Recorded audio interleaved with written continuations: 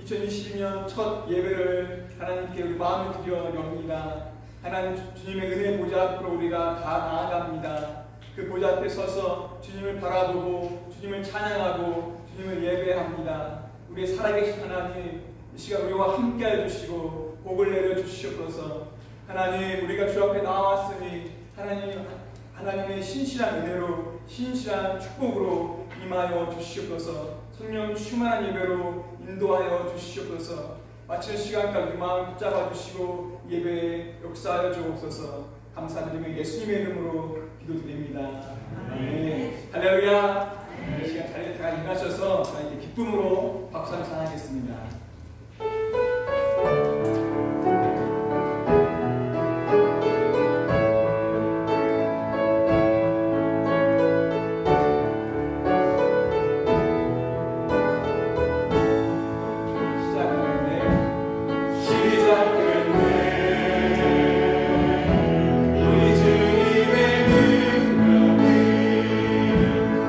삶을 다스리고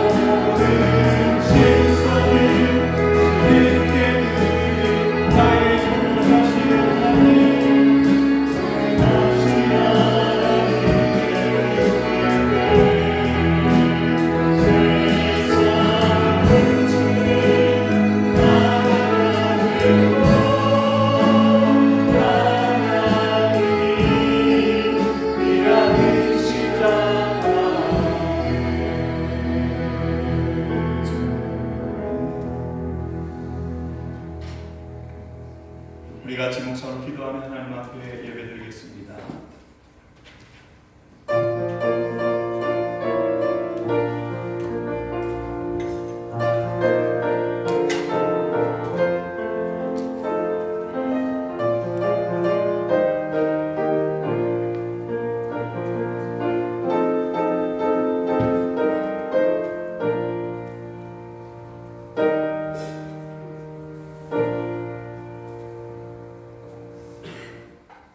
사랑과 풍성하신 하나님 아버지 감사합니다. 저희들에게 2022년 새로운 또 한 해를 허락해 주시고 하나님의 첫 주일 예배 주님 앞에 나와 찬송하며 예배하며 하나님 앞에 믿음으로 시작할 수 있도록 은혜 주셔서 감사합니다. 이 한해 삶의 모든 걸음걸음마다 우리의 계획과 우리의 걸음 이전에 하나님 앞에서 하나님의 말씀 따라 그렇게 주님과 동행하며 살아드리는 저희들 되어지므로 하나님의 은총을 누리고 하나님 앞에 쓰임받으며 또 믿는 자로서 참으로 아름다운 삶을 살기를 소원하며 이 시간에 하나님 저희들이 예배 가운데 세워졌습니다. 저희 예배를 받아주시고 하나님 영광 받아주시며 저희들에게 하나님 말씀해 주시고 또 하나님의 힘과 능력으로 새롭게 하는 복된 이 한 시간 되게 인도하여 주시옵소서. 감사드립니다. 예수님의 이름으로 기도하옵나이다. 아멘. 다 같이 일어나셔서 찬송가 1장 하나님 앞에 찬양드리겠습니다.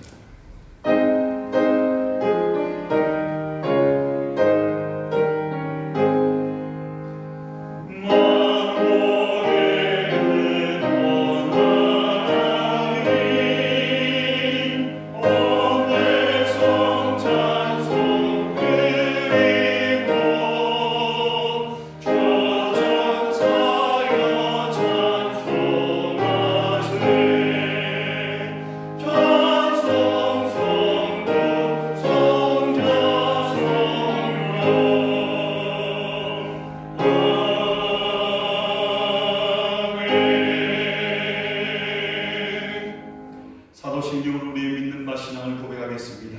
전능하사 천지를 만드신 하나님 아버지를 내가 믿사오며 그 외아들 우리 주 예수 그리스도를 믿사오니 이는 성령의 타사 동정녀 마리아에게 나시고 본디오 빌라도에게 고난을 받으사 십자가에 못 박혀 죽으시고 장사한 사흘 만에 죽은 자 가운데서 다시 살아나시며 하늘에 오르사 전능하신 하나님 우편에 앉아 계시다가 저희로서 산자와 죽은 자를 심판하러 오시리라. 성령을 믿사오며 거룩한 공예와 성도와 서로 교통하는 것과 죄를 사하여 주시는 것과 몸이 다시 사는 것과 영원히 사는 것을 믿사옵나이다. 아멘. 이 시간 예배를 위해서 김광국 집사님 기도해 주시겠습니다.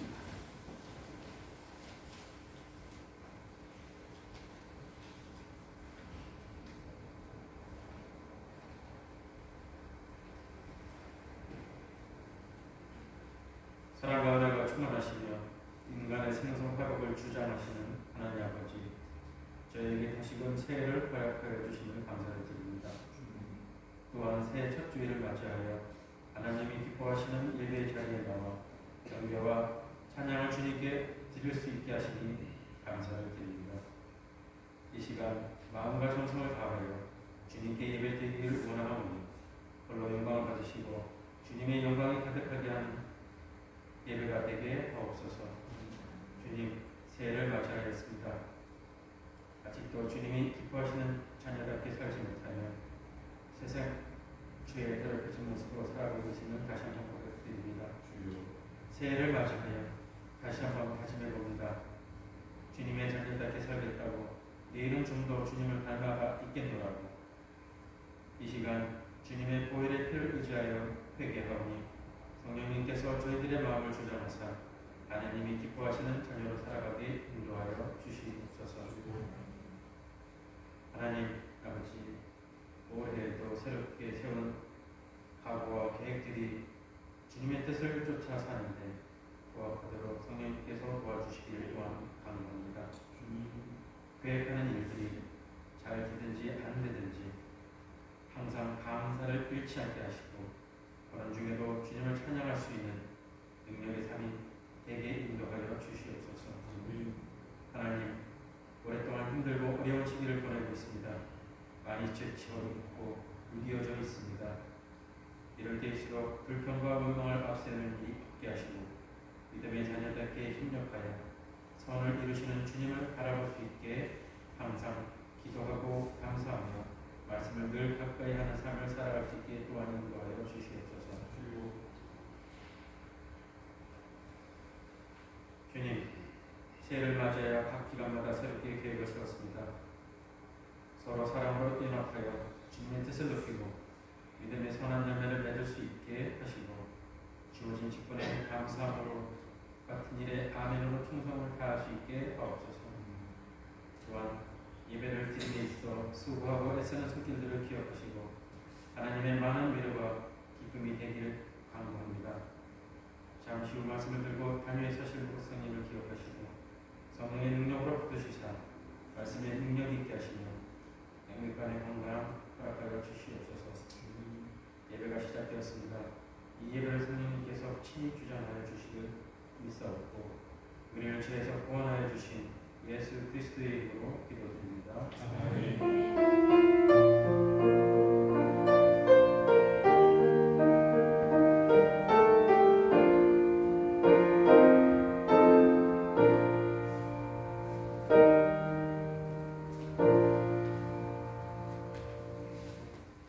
시간 하나님 앞에 예물 드리겠습니다.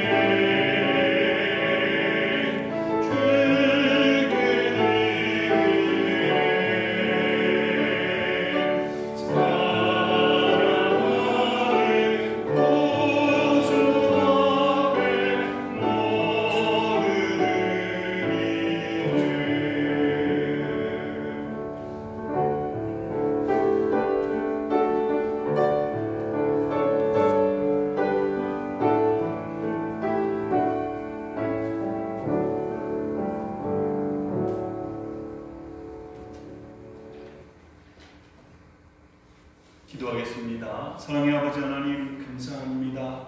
새해 첫 주일 예배 하나님 앞에 드리며 예배에 저희들이 마음과 정성을 담아 하나님 앞에 예물 드립니다. 우리가 이 땅 가운데 얻고 누리며 필요를 따라 살아가는 모든 것들 하나님 우리에게 주시는 것임을 믿으며 이 시간에도 하나님 감사의 마음을 담아 각양 제목으로 하나님 앞에 예물 드립니다. 모든 것의 주인 되시는 분 하나님이심을 인정하며 또 하나님의 힘과 능력을 힘입고 이 땅의 삶을 사는 동안 특별히 오늘 한 해의 삶 가운데도 하나님의 채우시고 공급하심을 믿으며 감사의 마음으로 드리오니 우리가 드릴 모든 종류의 물 하나님 기뻐 받아주시고 모든 필요와 모든 염려와 모든 기도의 제목과 모든 것들을 하나님 앞에 맡기며 하나님 의지하며 살아드림으로 하나님이 채우시고 하나님이 풍성케 하시는 은혜를 누리는 복된 한 해의 삶이 되게 인도하여 주시옵소서. 오늘도 하나님 앞에 절교 예물 드리게 하심을 인하여 감사드립니다. 예수님의 이름으로 기도하옵나이다. 아멘. 하나님의 말씀 같이 보겠습니다. 하나님의 말씀은 구약 성경 사무엘하 7장 말씀입니다. 사무엘하 7장 8절부터 13절까지 말씀. 제가 가진 성경 구약 473페이지입니다. 구약성경 473페이지 사무엘하 7장 8절부터 13절까지 말씀, 제가 하나님의 말씀을 봉독해 드리겠습니다. 그러므로 이제 내 종 다윗에게 이처럼 말하라. 만군의 여호와께서 이처럼 말씀하시기를 내가 너를 목장 곧 양을 따르는 데서 취하여 내 백성 이스라엘의 주권자를 삼고 네가 어디를 가든지 내가 너와 함께 있어 네 모든 대적을 내 앞에서 멸하였은즉 세상에서 존귀한 자의 이름같이 내 이름을 존귀케 만들어 주리라. 내가 또 내 백성 이스라엘을 위하여 한 곳을 정하여 저희를 심고 저희로 자기 곳에 가여 다시 옮기지 않게 하며 악한 유로 전과 같이 저희를 가지 못하게 하여 전에 내가 사사를 명하여 내 백성 이스라엘을 다스릴 때와 같지 않게 하고 너를 모든 대적에게서 벗어나 평안케 하리라. 여호와가 또 내게 이르노니 여호와 너를 위하여 집을 이루고 내 소환이 자손의 조상들과 함께 잘 때에 내가 내 몸에서 날 자식을 내 뒤에 세워 그 나라를 견고케 하리라. 저는 내 이름을 위하여 집을 건축할 것이요 나는 그 나라 위를 영원히 견고케 하리라. 아멘.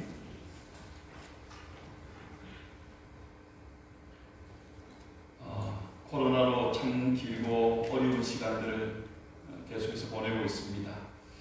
작년 초만 해도 이제 백신 맞으면 일상으로 돌아갈 것이다.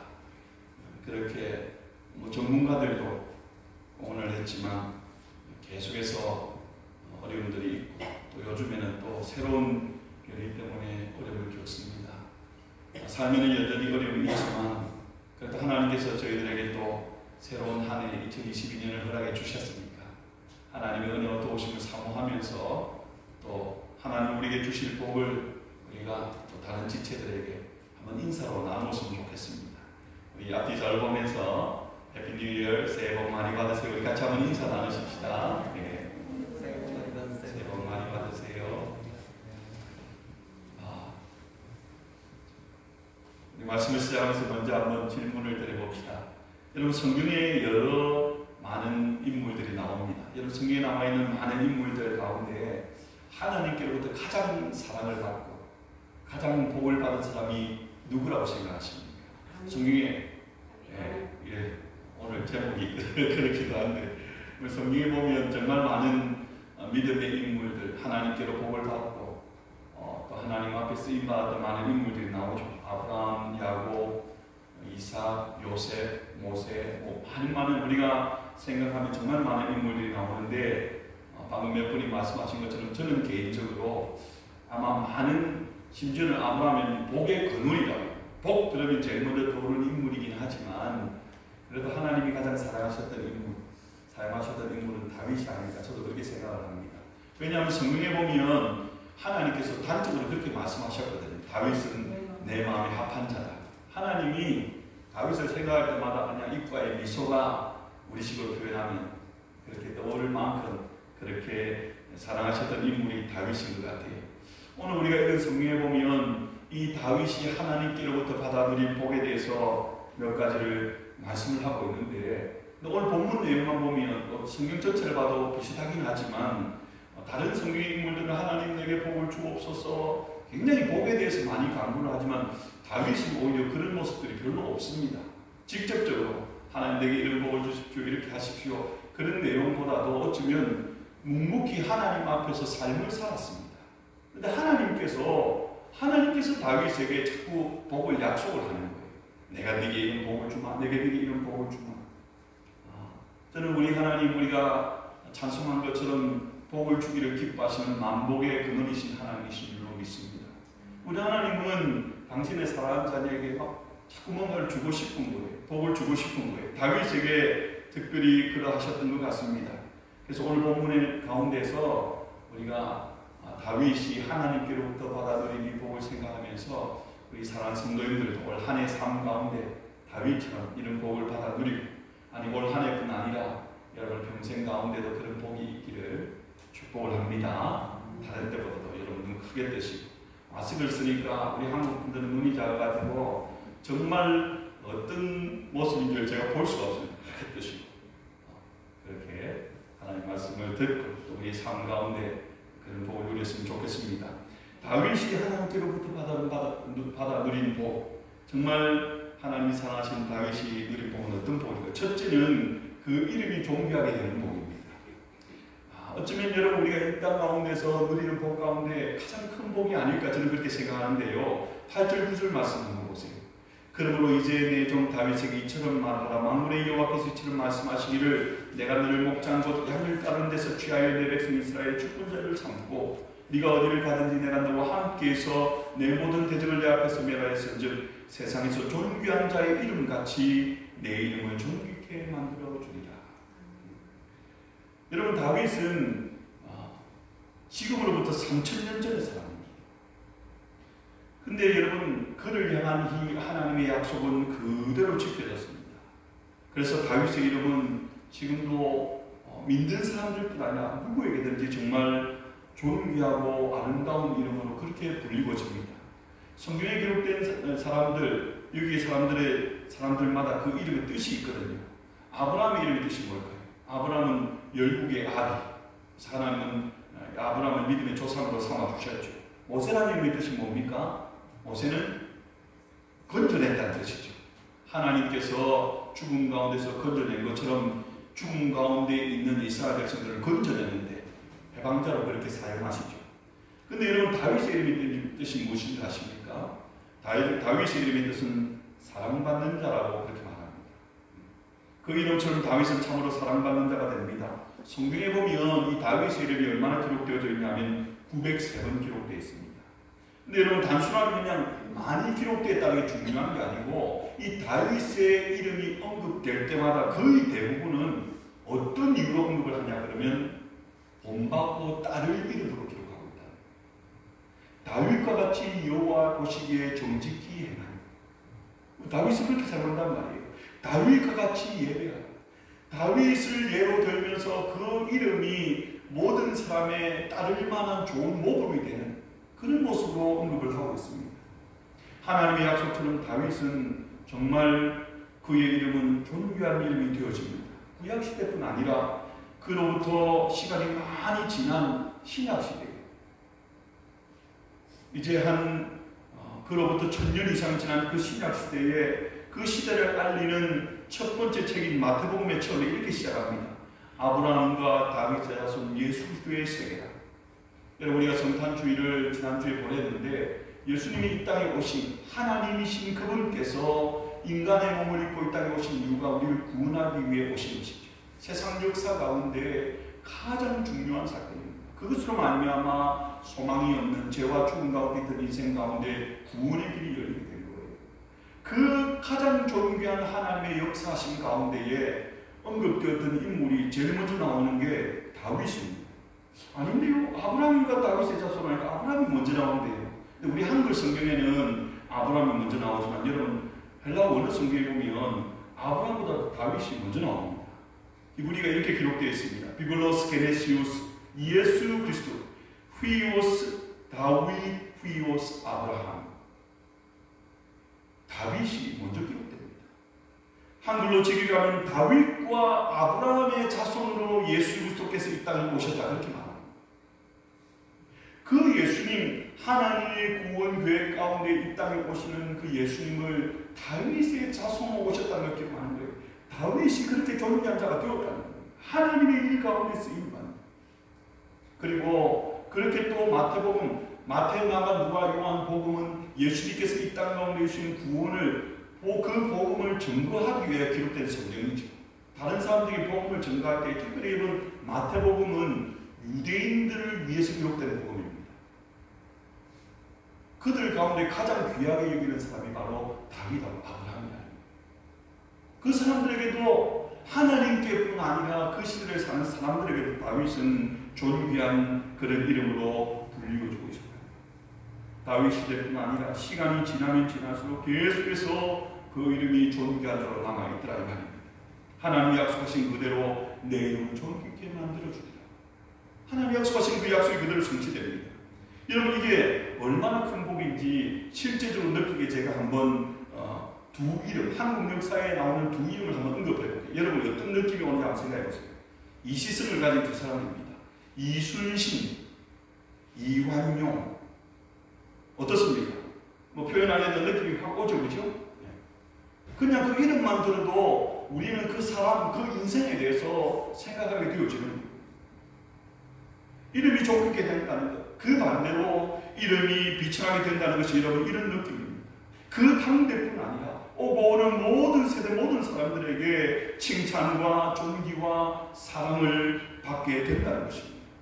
그리고 결국 여러분 그 이름은 뭘 말하는 겁니까? 그 이름은 그 사람을 대표하는 것이니까. 한마디로 말하면 그 사람이 그런 존귀한 사람이 된다. 그럼 여러분 다윗이 모든 사람에게 그 이름이 칭송을 받고 귀하게 이름을 받은 이유가 무엇 때문일까요? 다윗이 잘난 사람이라서요? 재능이 많아서요? 아니면 일국의 왕이 되었기 때문에요? 그런 이유가 아니라 성경 사무엘상 2장 30절은 그 대답을 이렇게 말씀해 줍니다. 나를 존중히 여기는 자를 내가 존중히 여기고 나를 멸시하는 자를 내가 경멸하리라. 다윗의 이름이 존귀하게 되고 사람들로부터 존경과 칭찬과 사랑과 그런 것을 받는 복을 누리게 된 이유가 무엇이냐 그러면은 그가 먼저 하나님을 존중히 여기는 자가 되었다. 하나님을 존중히 여기는 자가 되었다. 여러분 사람과 사람 사이도 그렇지 않습니까? 누군가가 나를 귀하게 여겨줍니다. 그러면 나도 그 사람이 귀해요. 근데 누군가가 나를 깔보기도 우습게 여겨요. 그럼 그 사람을 귀하게 대하기가 쉽지 않잖아요. 여러분 성경은 하나님께서 우리를 위하여 주신 책입니다. 그래서 성경에 기록된 이 하나님은 우리 인간이 이해하기 쉽도록 기록해 놓은 거예요. 구약의 출애굽기와 신명기에 보면 하나님을 어떻게 표현하냐면 질투하는 하나님이다. 하나님 스스로 그렇게 말씀하세요. 그럼 질투라는 감정이 어떤 감정입니까? 사랑에 뭔가가 좀 왜곡된 감정이에요. 하나님이 뭔가 불완전한 하나님이십니까? 아닙니다. 우리가 느끼는 하나님이 우리를 얼마나 사랑하시는지를 우리 인간이 마치 내가 누군가를 너무 좋아하는 그것 때문에 약간 잘못되어지는 그런 감정인 것처럼 표현하는 거예요. 하나님은 우리가 받아들이고 이해하기 쉽게. 그만큼 하나님께서 우리를 사랑하신다는 것을 그렇게 표현한 것이죠. 물론 여기에 여러분 우리가 하나님을 존귀하여 여기는 것은 그렇다 치더라도 하나님 열상 하나님을 경배한다. 하나님을 경배하지 않으십니다. 근데 우리가 제일 느끼기 쉽게 그렇게 표현하는 거예요. 분명한 것은 포인트는 우리가 하나님 앞에서 하나님을 귀하게 여기고 살아가면 우리 인생을 어떻게 하나님께서 존귀한 인생을 살아주지 않겠느냐. 다윗이 그랬다는 거예요. 여러분 우리는 하나님을 귀하게 여기는 자가 되어야 됩니다. 그리고 그 하나님을 귀하게 여긴다는 것을 성경은 또 다른 말로 하나님을 경외한다고 합니다. 경외. 존경하지만 하나님 앞에 두려운 가운데 서 있는 거예요. 우리가 살아가는 모든 삶은 고람되고 하나님 앞에 서입니다. 내가 일을 합니다. 아니요. 내가 하나님 앞에서 내 일을 합니다. 내가 누구를 만납니다. 아니요. 내가 하나님 앞에서 그 사람과 만나고 대화하고 살아갑니다. 우리는 고람되고 하나님 앞에 먼저 있습니다. 이 사실을 여러분 기억하시길 바랍니다. 그러면 내가 하나님 앞에서 주여 기도하고 찬양하고 예배하는 것뿐만이 아니라 우리의 일상의 모든 삶 가운데서 우리는 하나님을 존귀히 여기는지 그 반대로 하나님을 무시하고 사는 거죠. 하나님이 계신데 계시지 않은 것처럼 여기는 게 여러분 무시하는 것 아닙니까? 우리의 모든 삶이 그러합니다. 그래서 여러분 우리가 일상의 삶을 내 비즈니스를 감당하며 사는 것 우리가 누군가를 만나고 대화하고 관계를 유지하며 살아가는 것도 단지 여러분 우리가 하나님과의 관계에서 별개의 것이 아닙니다. 기억하시기 바랍니다. 또 여러분 우리가 하나님을 존귀히 여기는 것 중요한 두 가지만 제가 말씀을 드리기를 원하는데 먼저 여러분 우리가 하나님을 존귀하게 여기는 것은 하나님과의 약속을 잘 지켜야 합니다. 여러분 약속을 지키는 것에 대해서 어떻게 생각하십니까? 미국은 특별히 여러분 신용의 나라입니다.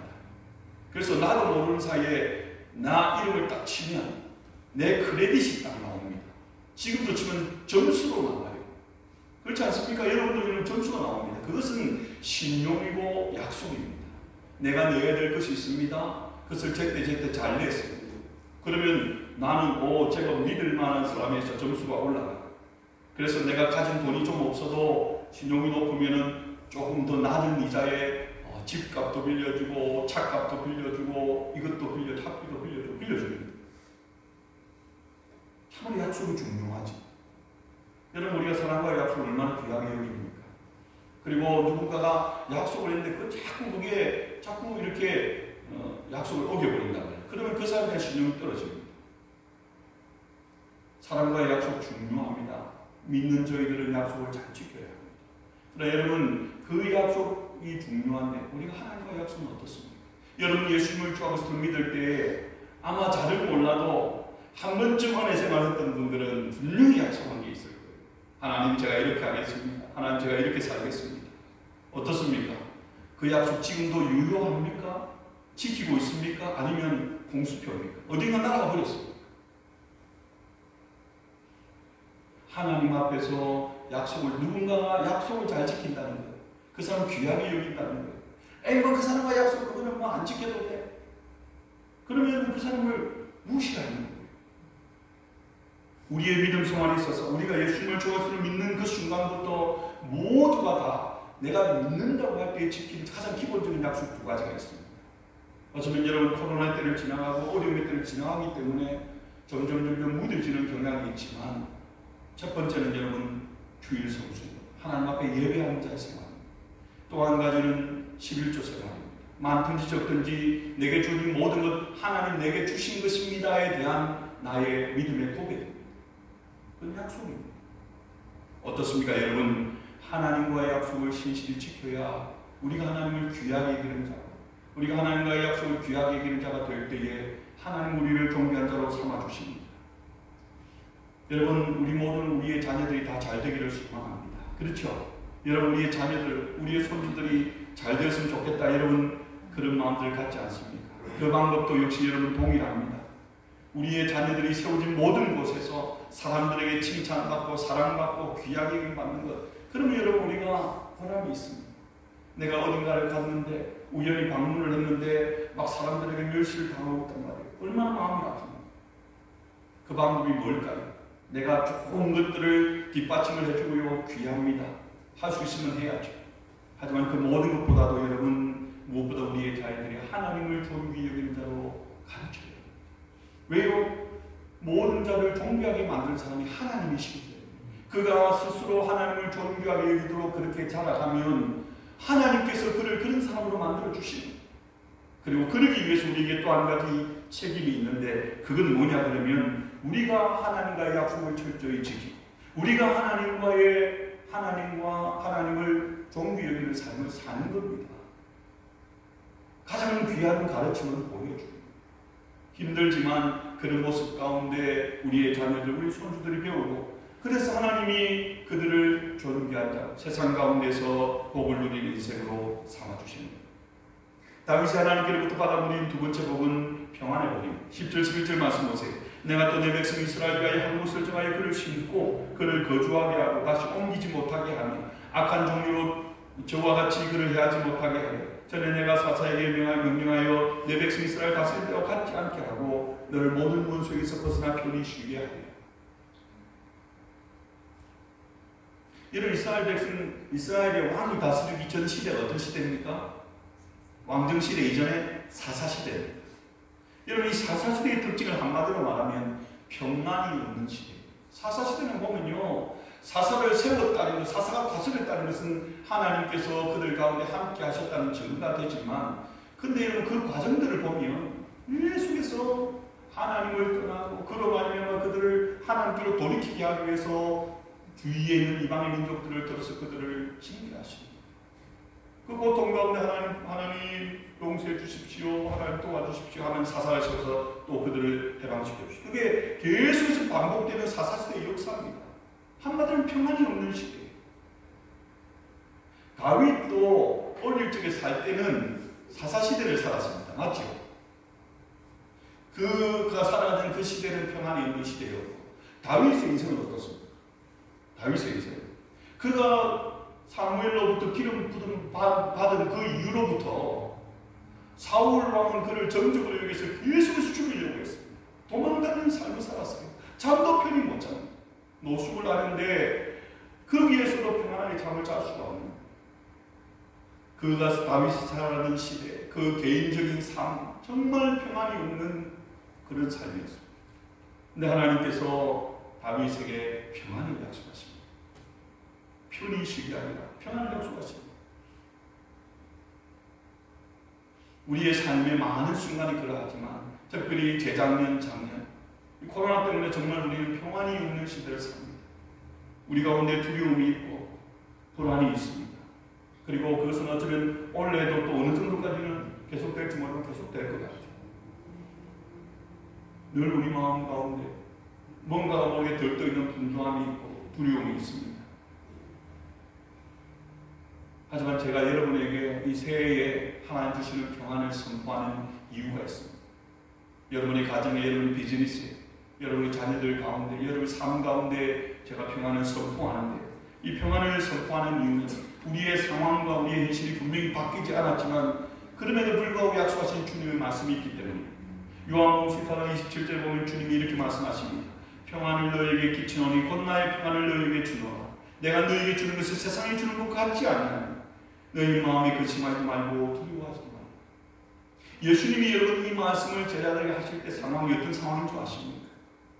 이제 곧 예수님께서는 사로잡히십니다. 그리고 가진 고문과 고초를 당하시고 십자가로 죽음으로 나아가십니다. 제자들은 그 두려움으로 모두가 불불이 흩어집니다. 그런 상황입니다. 그런 불안한 이 마지막 상황인데 그 상황 가운데 있는 그들에게 예수님이 무엇을 선포하시냐면 평안을 선포하십니다. 평안.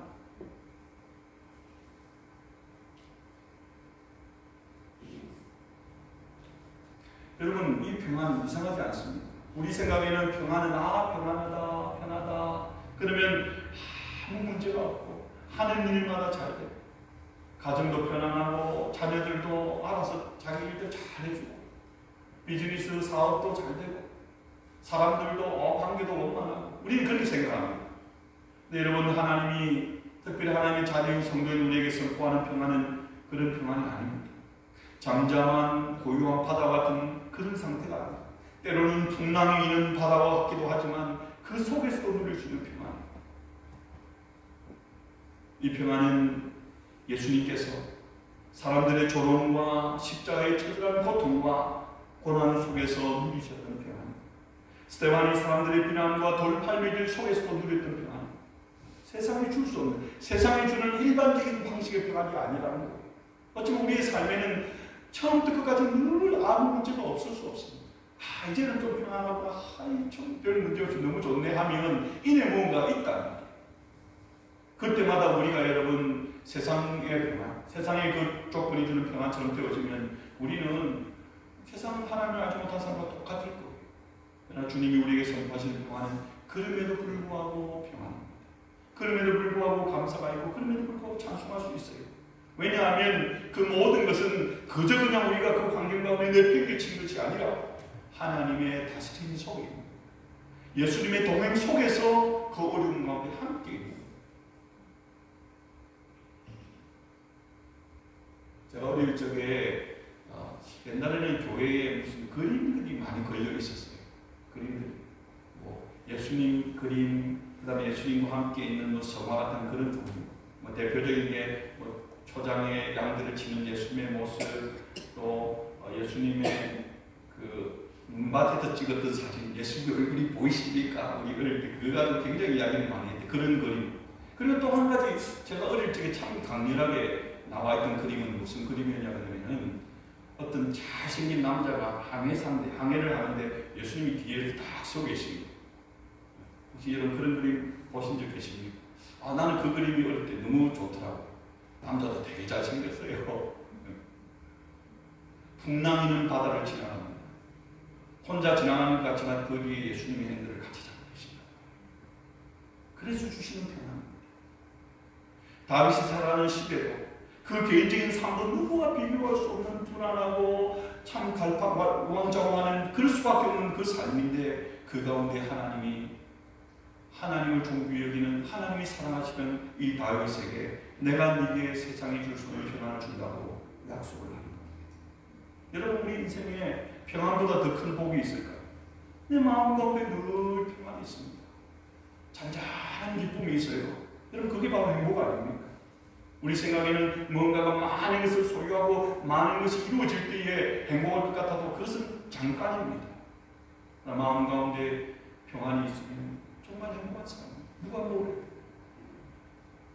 우리 사랑하는 한마음 간직체들 이 안에 우리의 삶의 모습이 어떤 모습 가운데 있든지 정말 우리를 사랑하시고 우리와 함께 하시는 주로 말미암아 세상에 줄 수 없는 평안, 다윗이 누렸던 이 복을 누리는 복된 한 해가 되기를 주님의 이름으로 축원합니다. 한 가지 더 말씀드립니다. 다윗이 하나님께로 받아 누린 세 번째 복은 자손의 복입니다. 12절 13절 말씀 보세요. 내 수완이 자손 내 조상들과 함께 누울 때에 내가 내 몸에서 날 내 씨를 내 위에 세워 그 나라를 견고하게 하리라. 그는 내 이름을 위하여 집을 건축할 것이요 나는 그의 나라와 왕위를 영원히 견고하게 하리라. 여기 여러분 자손의 복은 자손이 많아지는 복을 단순하게 의미하는 게 아니에요. 그것도 분명히 복이죠. 근데 여러분 단지 그런 것들이 아니라 이 복은 하나님께서 다윗을 사랑해서 다윗에게 주신 그 복이 다윗에게 끝나는 게 아니라 계속된다는 거예요. 하나님께서 우리 가운데 주신 은혜와 복이 있습니다. 그걸 내 자손들이, 내 자녀들에게, 내 손주들에게 계속해서 이어지게 해주기 때문에 그런 복에 대해서 선포합니다. 아마 이 세상에서 자기 당대에만 하나님 주신 복을 누리고 우리 아이들, 손주들, 나하고 상관없는데 아무래도 좋습니다. 그럴 사람은 아무도 없을 거예요. 누가 그렇습니까? 오히려 그 반대겠지. 나는 그러지 못해도 하나님 내 자녀, 내 손주들을 하나님 주신 은총을 더 누리기를 원합니다. 그렇지 않습니까? 그래서 사람들은 모두가 동일해요. 내게 주어진 것으로 내 자녀들, 내 손주들이 더 복을 누리게 하고 있으면 내게 주어진 것을 어떻게 하든지 꼭 쥐고 물려주려고 노력합니다. 그것이 물질이든지 내가 가진 힘이든지 내가 가진 어떤 사람들과의 관계든지 비즈니스든지 뭐든지 자녀 손들에게 물려줘서 그것으로 말미암아 우리의 아이들이 복을 계속해서 누리기를 원합니다.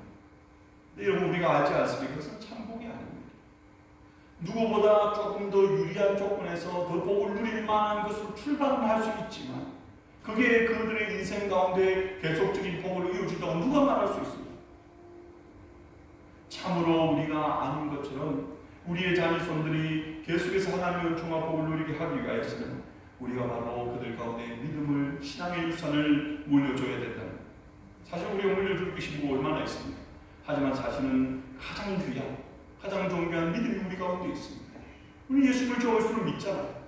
그리고 하나님의 은혜를 우리가 경험하고 살고 있지 않습니다. 그것을 우리 자녀들에게 물려줘야 합니다. 본문 가운데서 하나님이 말씀하시는 것은 1차적으로 솔로몬이죠. 내가 내 몸에서 날 내 씨를 내 위에 세워 그를 나를 견고케 하리라. 그는 내 이름을 위하여 집을 건축할 것이요 나는 그의 나라의 왕위를 영원히 견고케 하리라. 솔로몬이 다윗에게 좋은 믿음의 유산을 물려받았습니다. 그럴 때 그래서 그 젊은 나이에 왕이 되었지만 하나님 앞에 어떻게 기도합니까? 하나님이 기뻐하시면서 복을 선포하실 때 하나님 다른 것보다도 제게 기회를 주세요. 하나님이 주신 이 나라, 이 백성들 잘 갈 수 있도록 기회를 주세요. 그것은 여러분 부모로부터 물려받은 믿음이고 지혜. 그 이후에 그가 너무나 많은 것을 누리면서 하나님을 떠나버리고 교만한 모습이 있었지만 그래서 마지막에 그게 아닌 인생이 되었지만 분명히 부모로부터는 그런 걸 물려받았어요. 그리고 제가 방금 말씀드린 대로 그 나라 왕위가 영원히 견고케 하리라. 아는데요. 솔로몬 때 나라가 쪼개졌는데요. 여러분 여기서 말씀하는 것은 그렇게 인간적인 그 관계로만 말하는 게 아니에요. 제가 마태복음 시작을 말씀드린 것처럼 결국은 하나님이 아브라함을 가장 사랑하시고 복을 주신 것은 그를 통하여 다윗의 자손은 메시아거든요. 솔로몬이 비록 잘못된 모습으로 어리석은 모습으로 후회하는 인생이 되었지만 그러나 하나님께서 역사하시도록 계속해서 그 대가 유대 왕조로 이어지게 하시고 마침내 다윗의 자손으로 메시아 예수 그리스도로 오게 하십니다.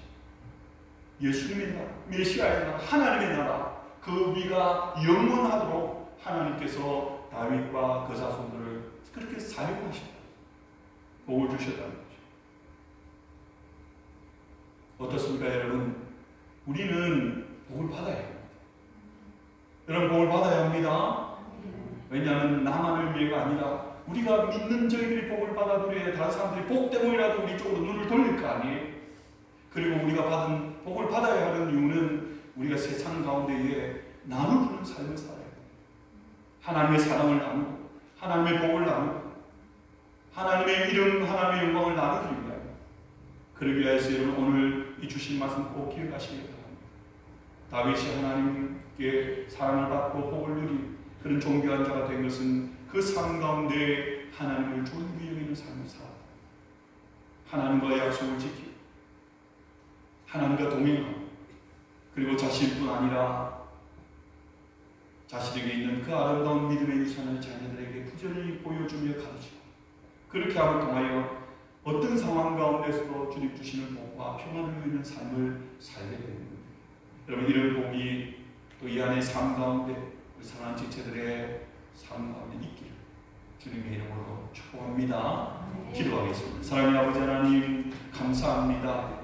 하나님이 사랑하시고 복을 주셨던 다윗처럼 저희도 우리 안에 하나님의 사랑하심을 받고 하나님 주시는 종을 누리는 삶을 살기를 원합니다. 그래서 아버지 하나님 세상 가운데 존귀한 자로 사랑받고 칭찬받는 자 어떤 상황 가운데서도 주님 주시는 평안을 누리는 자로 살기를 원합니다.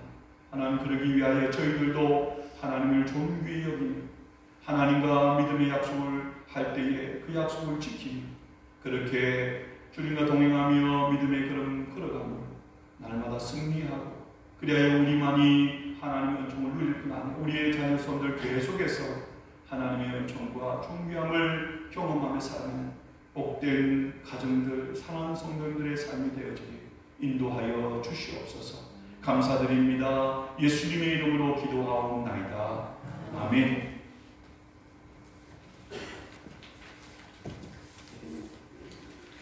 광고 말씀드리겠습니다. 교회 소식난 참고해 주시길 바랍니다. 오늘 예배 참석하신 모든 분들을 주님의 이름으로 환영합니다. 여러분 영혼이 잘 되시고 육신도 강건하고 범사도 형통케 되기를 바랍니다. 우리 앞뒤 잘본 3분들 인사하십시다. 어떻게 인사할까요? 주님과 동행하는 한 해가 되십시다. 우리 그렇게 하면 인사합시다. 주님과 동행하는 한 해가 되십시다. 몇 가지 여러분 광고 말씀드립니다. 교회 소식난 참고해 주시길 바랍니다. 2022년 새해 첫 주일이죠. 여러분 정말 주님과 동행함으로